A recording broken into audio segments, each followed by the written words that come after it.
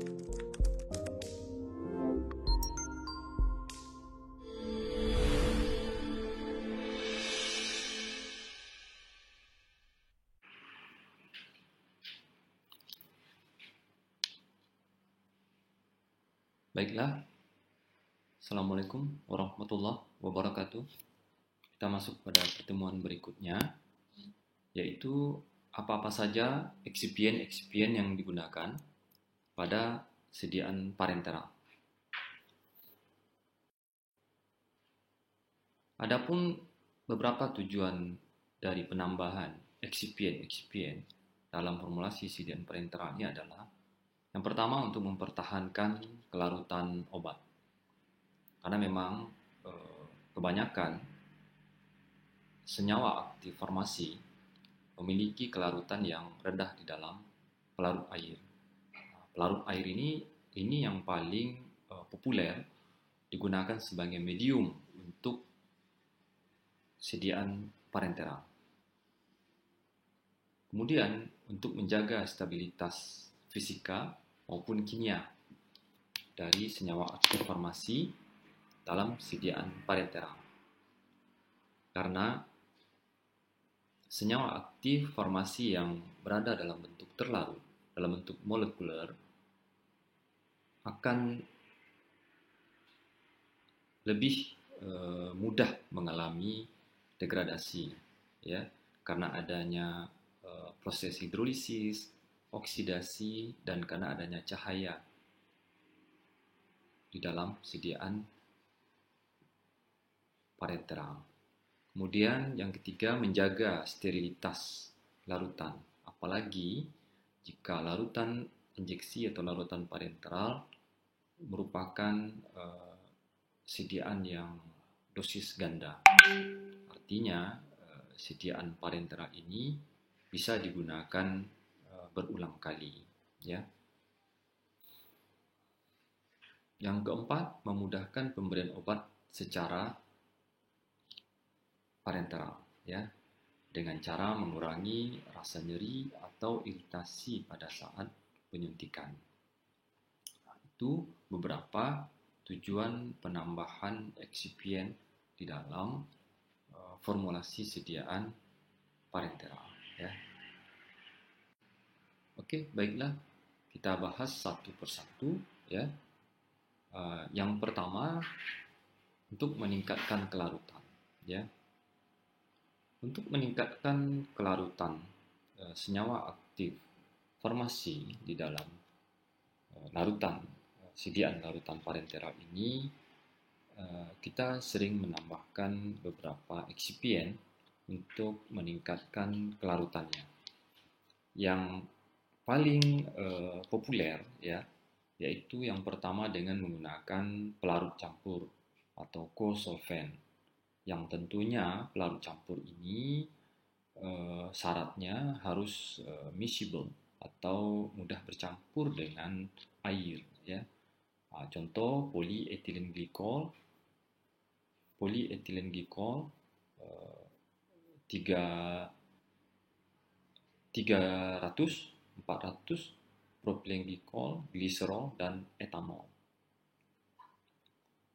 Ada beberapa senyawa obat yang sering diformulasi dalam bentuk sediaan parenteral yang ditambahkan kosolven ini, ya. Contohnya senyawa-senyawa barbiturat, antihistamin, dan glikosida jantung. Kemudian yang kedua, yang juga favorit, ya, populer untuk meningkatkan kelarutan senyawa aktif farmasi di dalam larutan parenteral adalah dengan membuat garam, ya, membuat garam dari senyawa base, ya, basa lemah ataupun asam lemah, ya, dan kompleks molekular, ya. Pembuatan garam ini akan meningkatkan kelarutan obat di dalam air. Ini sudah banyak diterapkan dalam pembuatan sediaan parenteral, ya. Rata-rata senyawa-senyawa yang bersifat basa lemah, ya, seperti atropin sulfat, ya, morfin, HCl, papaverin HCl.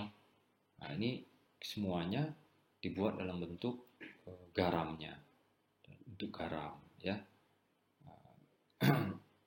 Kalau dia dalam bentuk basa lemah, ya, basanya itu akan sangat sukar sekali larut di dalam air, sehingga menyulitkan untuk memformula sediaan atau larutan parenteral yang baik, ya.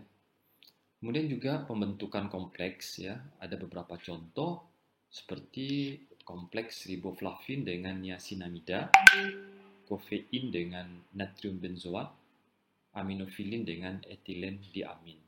Pembentukan kompleks molekular ini juga dapat meningkatkan kelarutan senyawa aktif farmasi di dalam air. Hal ini telah diterapkan untuk beberapa senyawa aktif ini.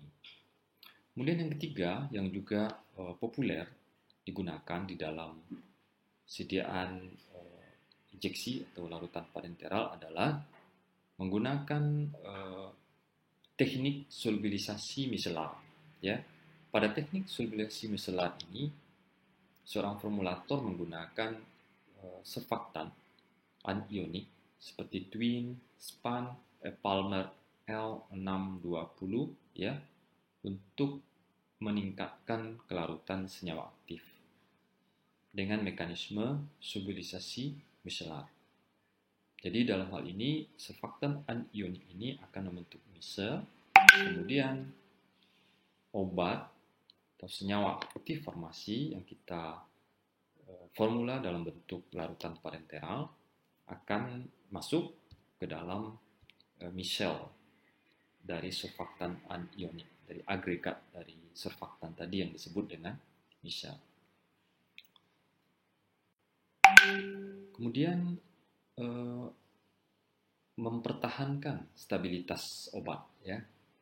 Seperti yang telah kita jelaskan tadi, obat-obat dalam keadaan terlarut akan menjadi sasaran atau subjek terhadap proses penguraian, baik secara oksidasi, autooksidatif, dan juga hidrolisis. Nah, jadi ada beberapa strategi yang perlu kita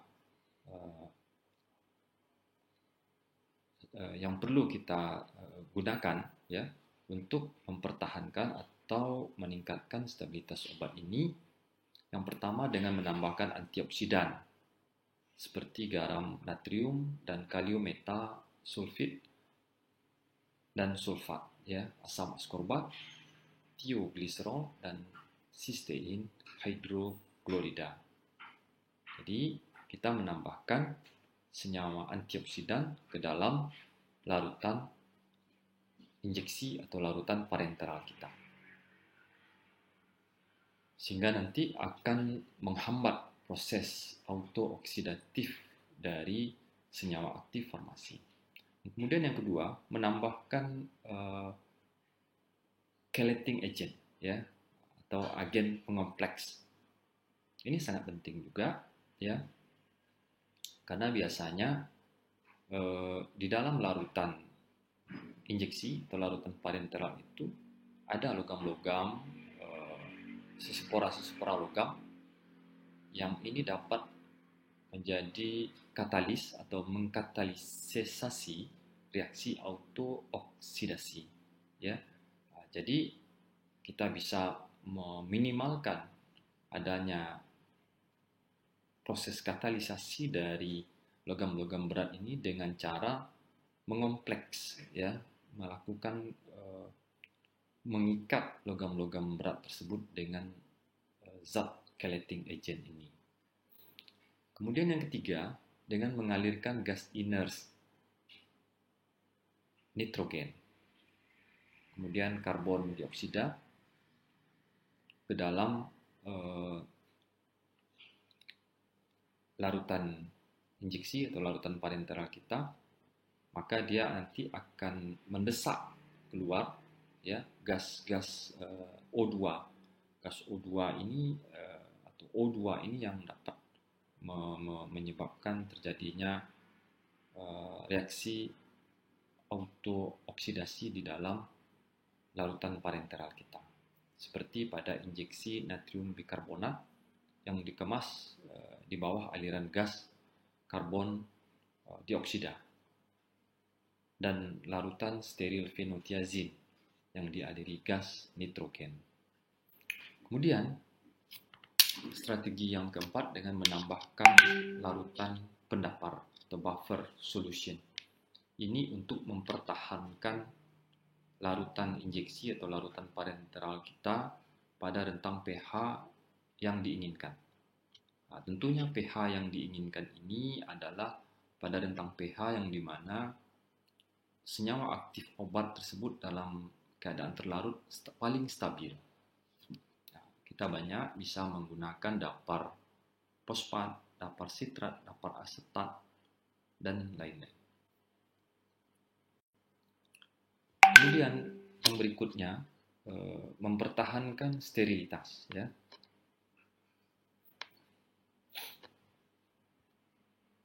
Untuk mempertahankan sterilitas ini, kita menambahkan eksipien-eksipien yang bertujuan untuk mencegah terjadinya pertumbuhan mikroorganisme. Ini yang disebut dengan pengawet atau preservatif pada sediaan larutan parenteral atau sediaan injeksi. Ini terutama pada sediaan-sediaan injeksi yang multiple dose, yang digunakan berulang. Biasanya dikemas dalam bentuk sediaan vial, ya, yang ada penutup karetnya, sehingga nanti paramedik atau dokter bisa menggunakan larutan injeksi ini beberapa kali sesuai dengan kebutuhan.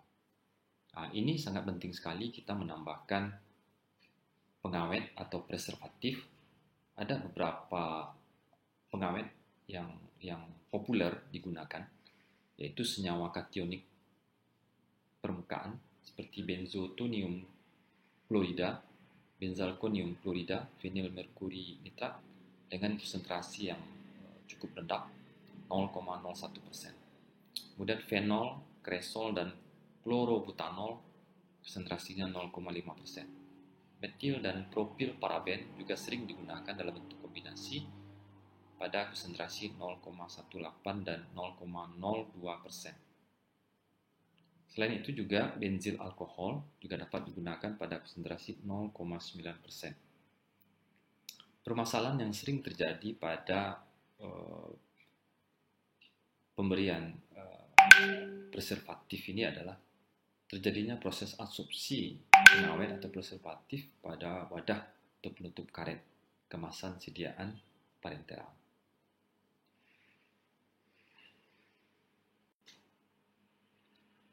Oke, kemudian berikutnya adalah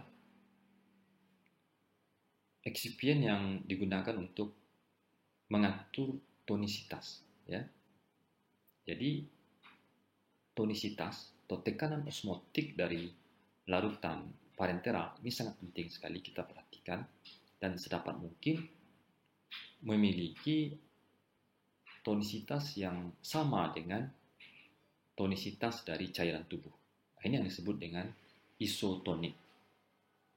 Jadi larutan parenteral yang kita masukkan, yang kita injeksikan ke dalam tubuh, ya, itu sedapat mungkin isoosmotik dengan cairan tubuh kita.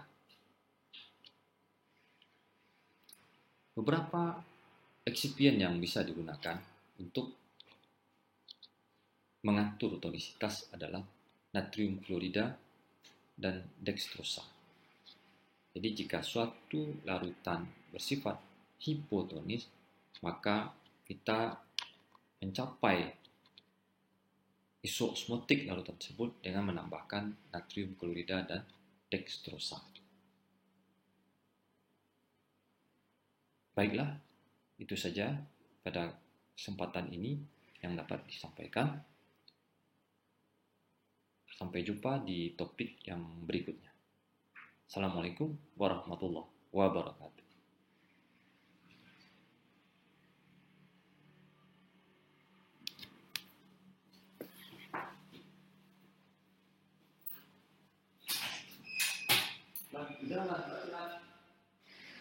Dah.